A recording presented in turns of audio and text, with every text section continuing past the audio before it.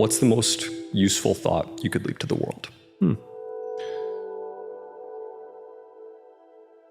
Driven human beings are going to always feel like they're behind. Hard work looks horrible. It's not motivating. It's not motivating at all. It looks like a man being stuck in a dungeon and there's no way out. But you have the key. But you refuse to use it. You can do anything. You can have whatever you want. Sometimes we just need a reminder to believe in ourselves. When you're in the middle of a struggle, it never seems like you're going to get out of it. You feel it, and it's so difficult for people to trust the process or to trust that it will get better.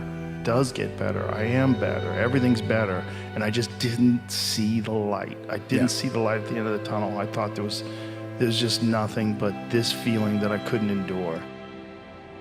There's a Sartre quote where he says, "I have led a toothless life. I have never bitten into anything. I was waiting. I was reserving myself for later on, and I have just noticed that my teeth have gone." I think one of the major plights of humanity, myself included, is the expectation that life should be different than it is. Idea that whatever we have right now is not what it should be. And I think should is the root of all pain. And so I've tried to eradicate should from my life and just lean into is. It just is this way. I wanted to feel something besides defeat. You're the only one that can pull yourself out and like save yourself. Like truly, there might be people that can help you, you can lean on, but at the end of the day, there's one person that can truly make a decision and do things for you, and it's yourself.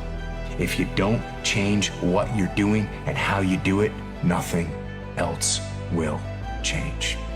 One of my favorite quotes from Zig Ziglar is, "You don't have to be great to start, but you have to start to be great."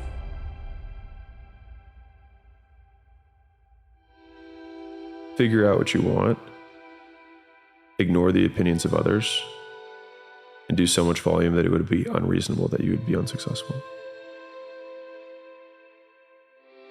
But we're so busy listening to the voice and shouts of everybody else, of everything else that's going on, that we can't hear the most important voice. The one we used to listen to all the time when we were a kid, our own voice. We forget to trust ourselves. We stop gambling on ourselves.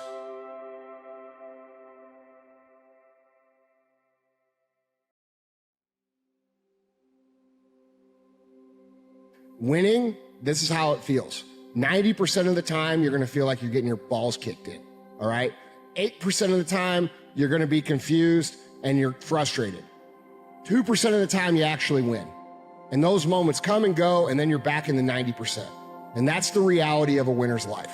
People don't understand that. They think it's all about cruising around in a cool car, having a free and happy and easy and go-lucky life. And that's not reality, because true winners are built for the fucking fight. They're built for the battle. They don't find peace and joy and happiness in the win. They find what they're looking for in the fight. I'm alone and look at me. There's nobody around. Nobody likes me, man. It is what it is. Sometimes in life, people are not gonna be around you to motivate you. They're not gonna be around you to push you, to celebrate you, to applaud you. You gotta do it on your own. That's what I'm doing right now. You're not better than anyone in this world, okay? But no one is better than you either. And I mean no one. Because what's to say you couldn't make the same choices as anyone else and achieve similar outcomes? Everyone sees a rich person and thinks they're a god, but I just see a person that made a set of decisions that got them somewhere. Some people make better ones than others, of course, but the ability to make the right choices is available to all of us. And I think you owe it to yourself to make the best ones. And look, I get it. The weight of the world can be pretty heavy sometimes. But so long as we have this belief in that our potential is greater than any circumstance we find ourselves in, it doesn't really matter what we face along the way. And so it's just a matter of time. Just don't give up. You don't look at the man you want to be in 20 years. You only have to fix one thing. Today. Just today. That's it. Do I have a problem with my dad today? No, I'm doing other stuff. I'm not worried about it. Am I a man that I can like and respect today? And when you go to bed at night, look back on the day and say, how'd I do today? And then go to bed and go to sleep. Wake up in the morning and say, all I got to do is be the best man I can be today. At the end of the day, it's not the trophies or the titles you're going to answer to. It's you. Did you become someone you're proud to be? That's the real scoreboard. That's the one that matters. Because if you can't respect the person in the mirror, nothing else you build will ever feel like enough. Earn your own respect first. Everything else will fall into place. I'm getting better every day for the rest of my life. That's it. There's only one way to go. What's the alternative, Joe? Right? Yeah. What is the alternative? I keep saying that to myself. What's the alternative? I'm not gonna stumble around through life. I wasn't brought back here just to suffer.